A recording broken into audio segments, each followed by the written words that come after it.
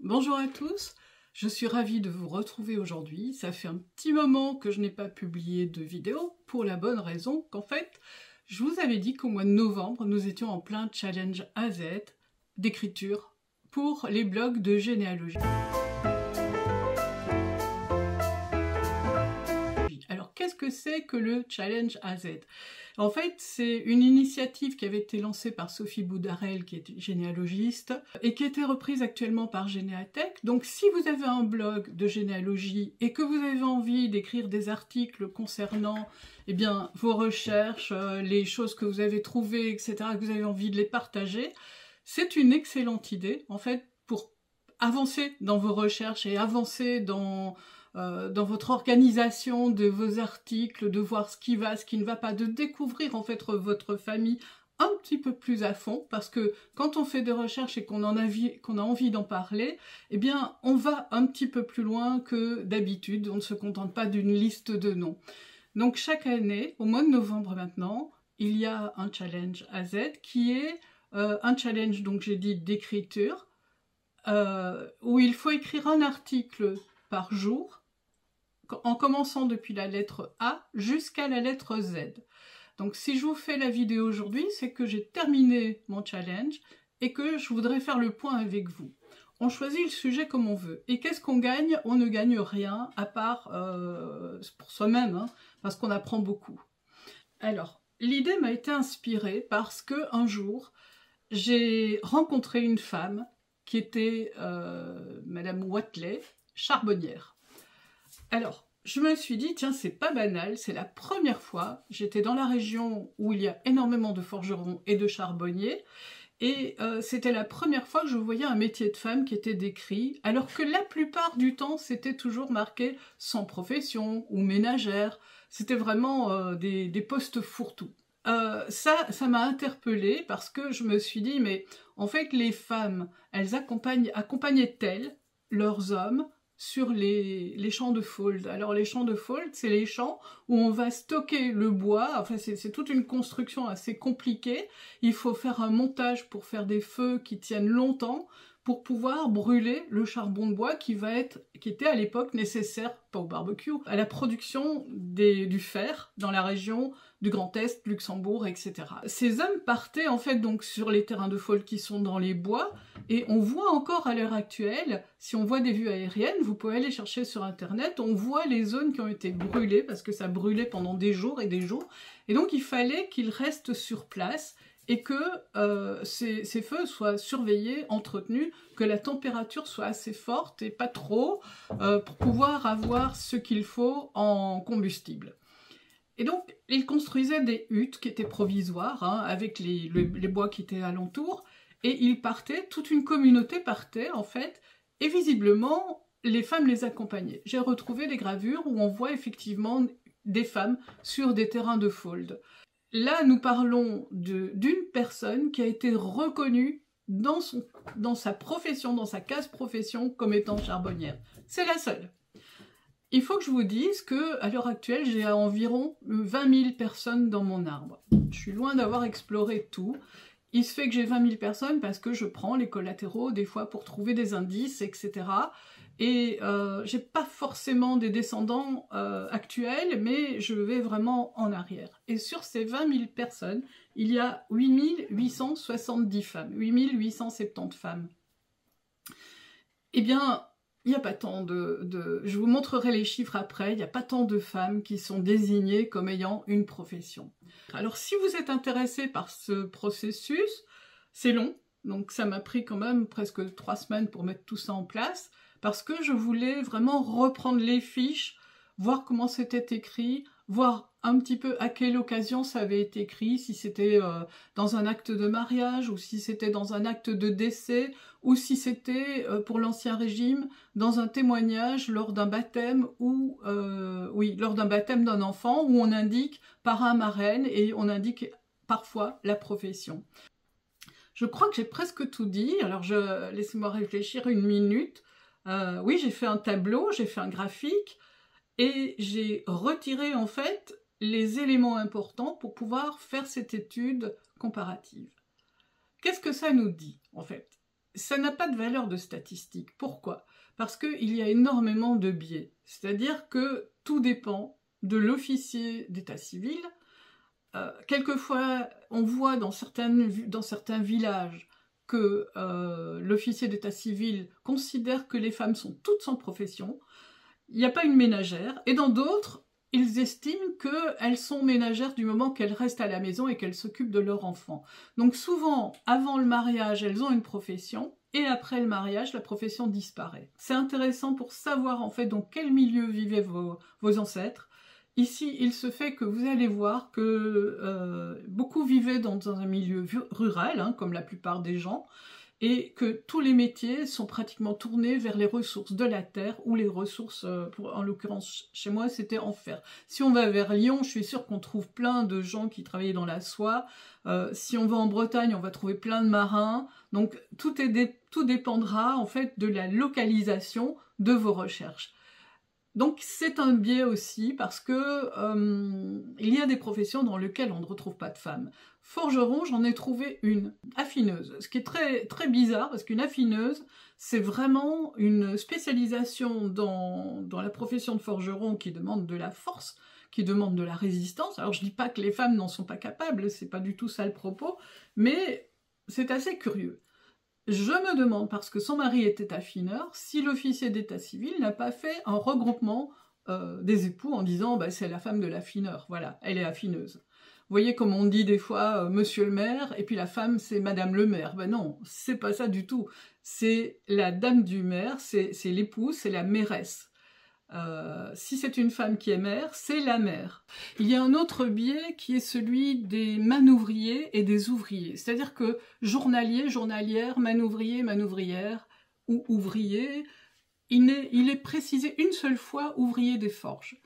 Pour le reste, voilà le petit chat, je ne sais pas si il s'agit de gens qui ont travaillé à la terre, dans l'agriculture, ou si c'est des gens qui ont travaillé aux forges.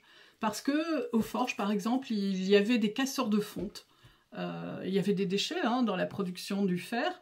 Donc là, excusez-moi, mais mademoiselle veut monter sur les touches de l'ordinateur qui se trouve devant moi pour la lecture. Voilà, j'ai protégé la surface. Alors, il y a aussi un biais supplémentaire qui est la tradition locale, je vais dire.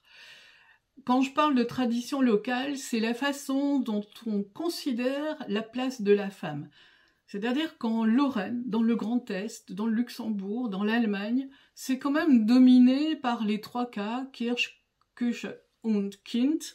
Donc les enfants, l'église, la maison, c'est là qu'est la place de la femme. J'en ai déjà parlé, et là ça se retrouve clairement quand on voit la quantité de femmes sans profession et la quantité de ménagères qui se trouvent sur les actes.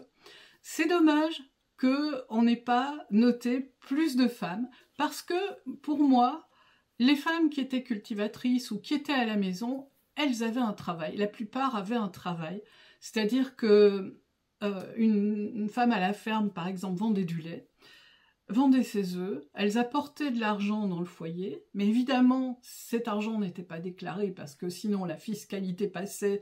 Ensuite, on avait dans les fermes aussi quelque chose qui se vendait, c'était les lapins, les poules tués, donc les animaux morts, les cochons pour la boucherie, les conserves. Vous aviez aussi, je pense à des choses plus dans le textile, vous aviez les tricoteuses, les couturières, les raccommodeuses, les renfileuses de bas. Vous aviez toutes sortes de métiers qui étaient faits à la maison par les femmes, qui avaient appris ce savoir-faire. Je me souviens avoir eu une conversation avec une personne qui avait élevé des lapins angora et qui m'a expliqué la façon dont il fallait trimer le lapin angora pour en sortir la laine pour pouvoir être vendu aux colporteurs qui passaient et qui allaient récupérer en fait les laines de ferme en ferme pour pouvoir assurer les bobines de fil angora. Donc ça c'était sous le manteau, c'était des choses qui n'étaient pas intéressantes à dévoiler.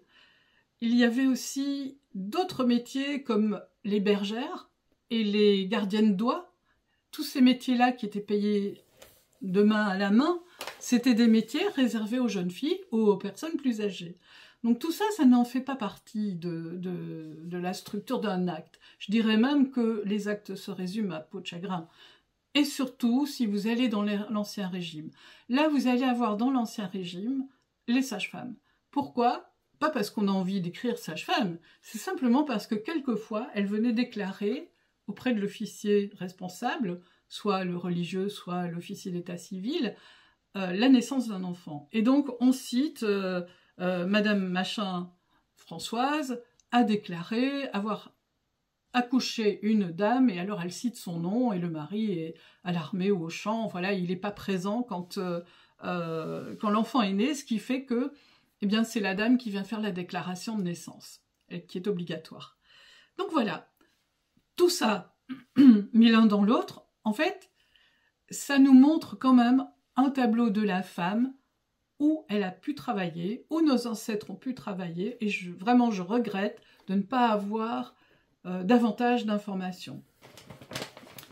Excusez-moi, il va y avoir une catastrophe. Mademoiselle est rentrée dans un sac. Allez, viens. Allez, tu descends. Descends, bébé. Allez. Je vous avais dit que ça allait être compliqué. Bon. Encore quelques mois comme ça et puis ça ira mieux. Donc je reprends. Ces professions, en fait, où est-ce qu'on les trouve?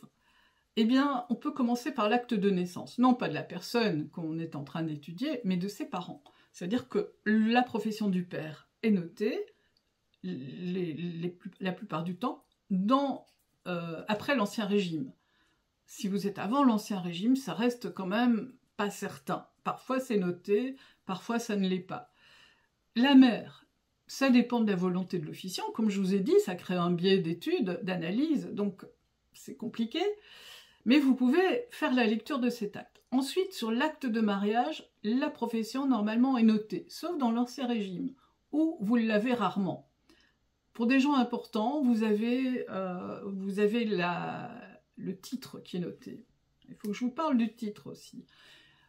Je n'ai pas pris tous les gens avec un petit 2 et des D apostrophes. Alors j'en ai une quantité énorme parce que c'est toute la branche aristocratique.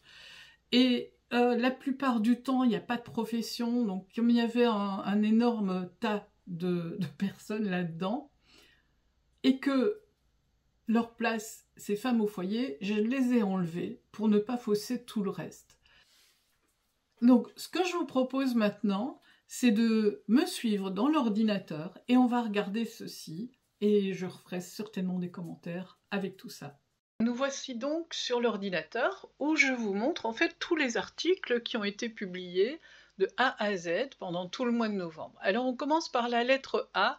Je vous assure que je ne vais pas faire une révision complète de toutes les lettres, mais c'est juste pour vous montrer en fait ce que j'ai sorti comme information.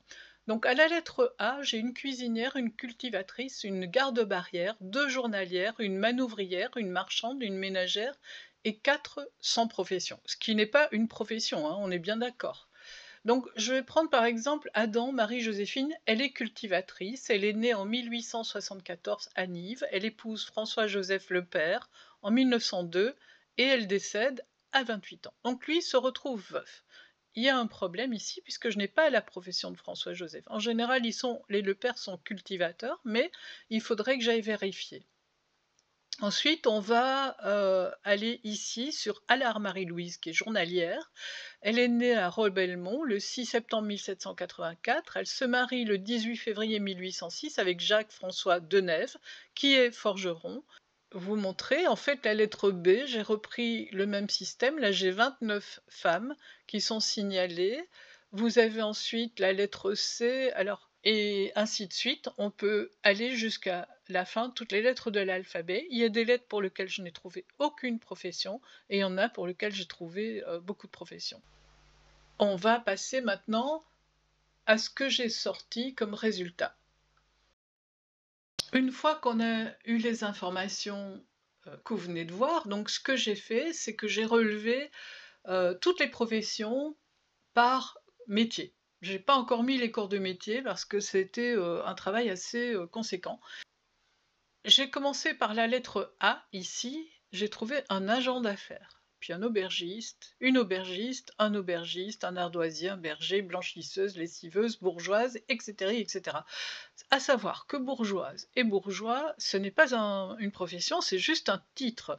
Et pour certains, bourgeois, ça veut dire quelqu'un qui habite dans le bourg, et pour d'autres, c'est un titre que l'on peut acheter au niveau de la commune.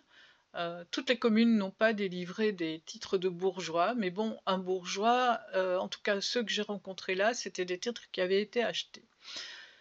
Alors, j'ai comme ça décliné toutes les professions, alors je sais même pas combien il y en a beaucoup.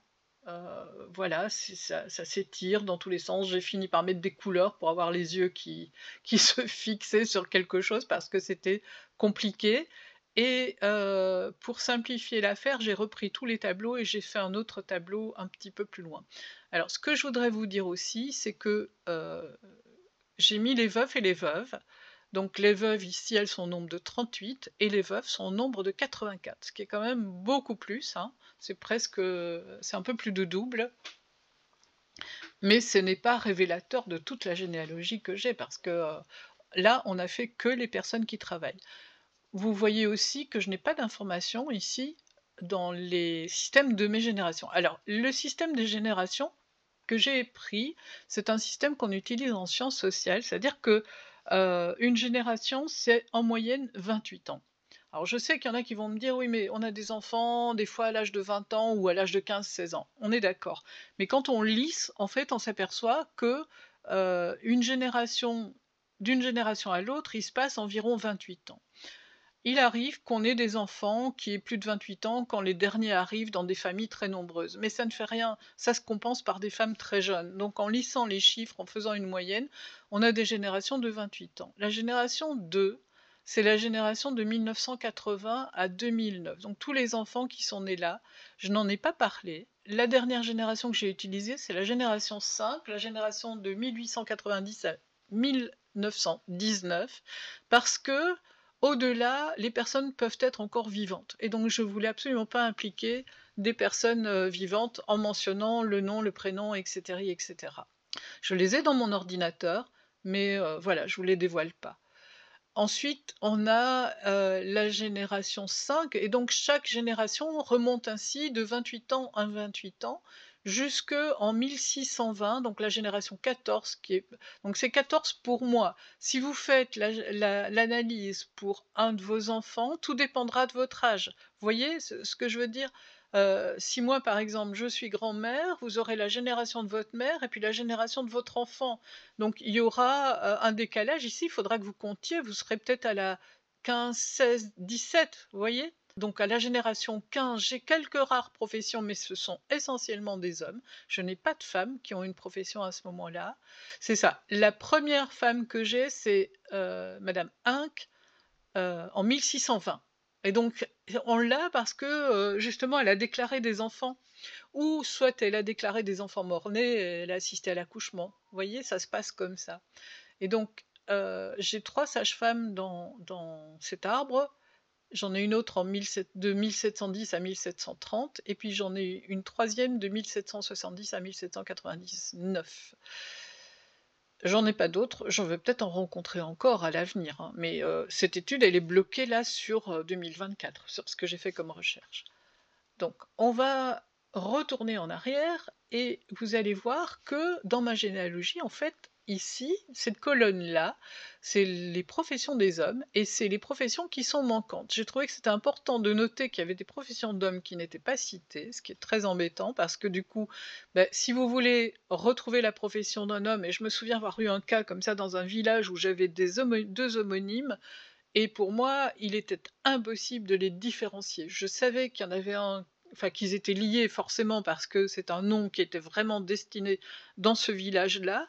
Eh bien, j'ai fini par comprendre, en lisant plusieurs actes où l'un était parrain, qui était qui, et ça a été très compliqué. Mais il a fallu que je fasse une recherche très poussée pour pouvoir arriver à déterminer ça. Donc c'est bien d'avoir les professions des hommes pour vous donner des indices. Et là, j'en ai quand même 132 dont la profession est manquante. La première femme qui porte le titre de ménagère, c'est en 1777. Avant ça, il n'y a rien. Donc 1777, on a les prémices de la Révolution et on voit que après la période de la Révolution, on a de plus en plus de ménagères. Avant, le titre, on va dire, n'existait pas. Cette profession de ménagère n'existait pratiquement pas. Alors je crois que j'avais encore noté 2-3 dates. On a ici, ça c'est plus amusant, c'est dans les télégraphes, un chef de station, et ça commence en 1876, donc il y a quelques années de ça. Et enfin, on a des métiers, les métiers du rail. Ouais.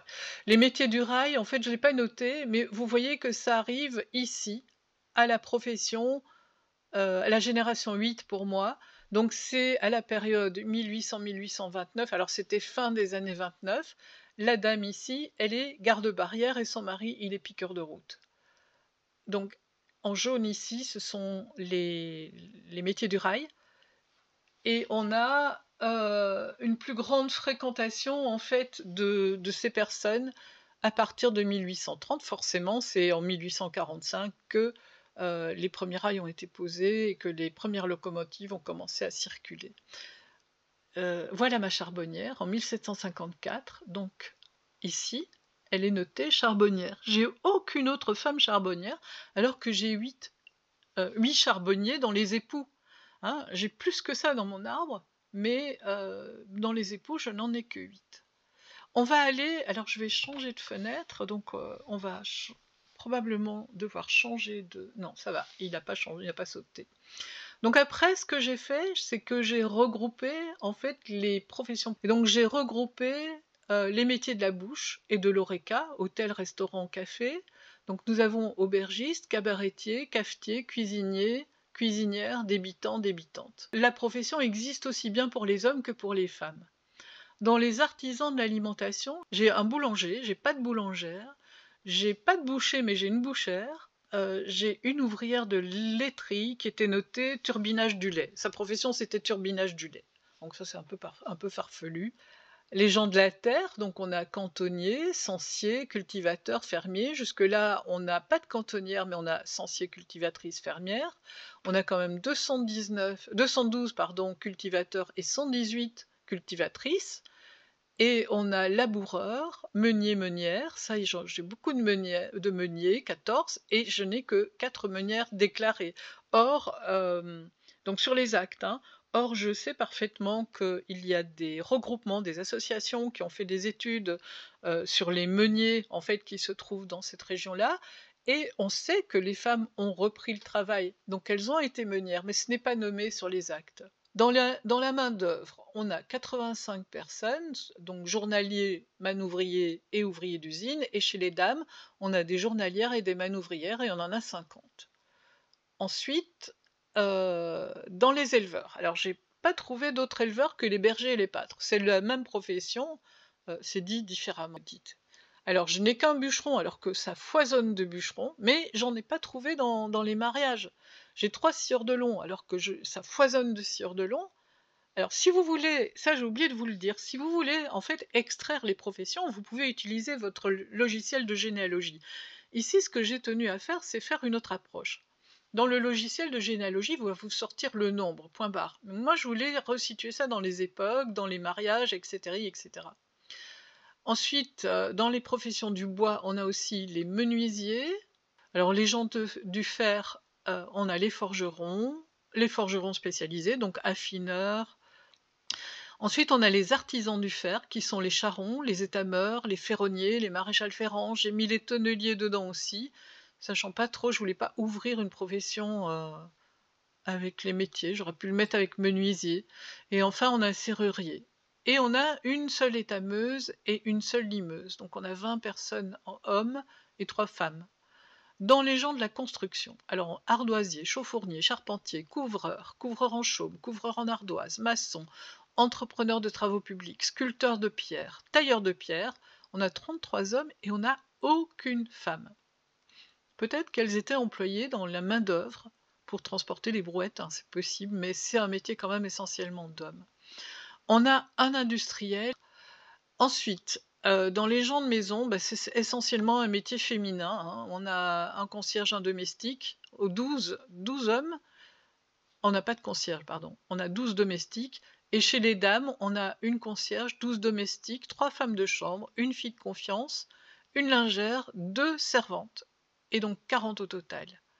Pour le transport, alors on a les camionneurs, les chauffeurs, les directeurs de diligence et les voituriers. Alors voituriers, conducteurs de diligence, c'est la même époque, et évidemment.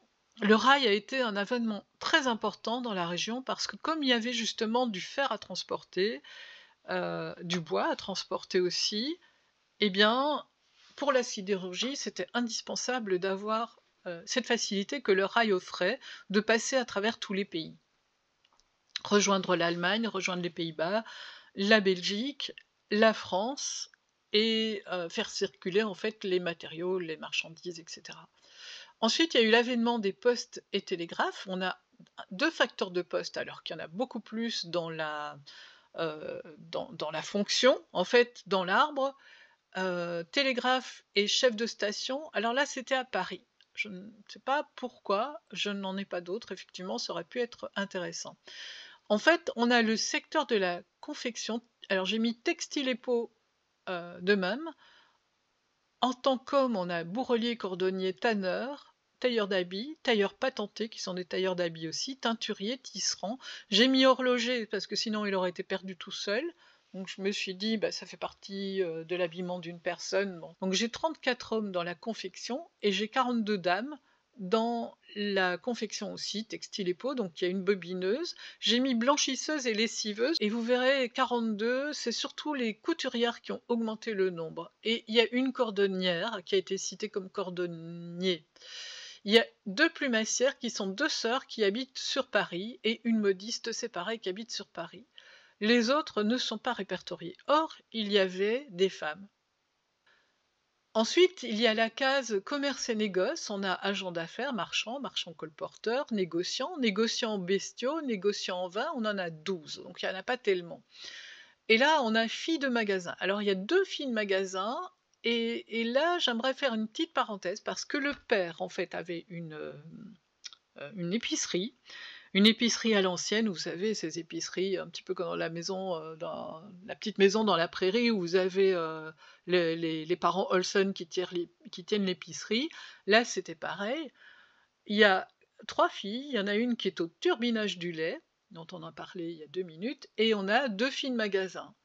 Alors, on peut appeler ça des vendeuses à l'heure actuelle. Le père n'est même pas cité comme étant épicier, et la mère non plus. Donc on a rien. On n'a même pas le titre de marchande, ni de négociante. Le père et la mère sont oubliés. On a une marchande d'étoffes, mais si vous voulez, ça nous fait 9 marchands. Mais j'ai laissé le détail, marchande d'étoffes et négociante, donc on en a 11, et ça s'équilibre. Alors, dans les gens de justice, les hommes, c'est pas seulement les hommes de loi. Alors, j'ai mis là-dedans tous ceux qui prêtent serment auprès de la justice, d'assurer en fait le respect de la loi. Donc on a avocats, clercs de notaire, douaniers, on a les échevins, on a les maires qui sont aussi mailleurs, bourgmestres, ça dépend en fait de l'endroit où ils sont. On a les notaires, les huissiers, les gardes champêtres, les gardes forestiers, les gardes particuliers. On a un officier de seigneurie, un receveur et un sergent de justice. Et au total, j'ai 37 hommes. Aucune femme.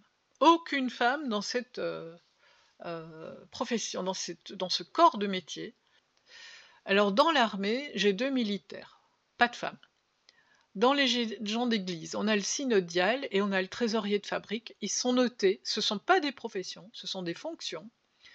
Et on a religieuse, on en a 3. Alors, est-ce qu'on peut dire que être religieux, c'est une profession ? Je ne pense pas, parce qu'elle n'était pas rémunérée, mais on va les laisser dans les gens d'église avec ce doute. Là, elles sont enlevées du circuit du travail, on est d'accord, hein? Même si elles vont aider les pauvres, même si elles vont faire les soins dans les hôpitaux, etc., elles ne seront pas reprises en tant que profession. Ensuite, dans l'enseignement, j'ai un seul enseignant et 2 enseignantes dames, une maîtresse en couture et une institutrice. Ensuite, on a les fonctionnaires, on n'a aucune femme fonctionnaire, et il y a un total de 7 fonctionnaires, ce qui n'est pas beaucoup. On a un seul médecin et on a 3 sages-femmes. Ça, c'est les métiers de la santé. Et ensuite, on a les statuts que j'ai mis à part, bourgeois, bourgeoises, ménagères. Il y a 162 ménagères. Le statut de mendiant, il n'y en a qu'une de mendiante. J'ai supprimé l'autre parce que j'avais pas assez de dates précises. Il y en a une qui était dite mendiante sans domicile fixe. Ce n'est pas un métier d'être mendiant, c'est un état, malheureusement. Et ça arrivait très souvent, certainement, dans les gens sans profession, parce que n'oubliez pas qu'il n'y avait pas de retraite à l'époque.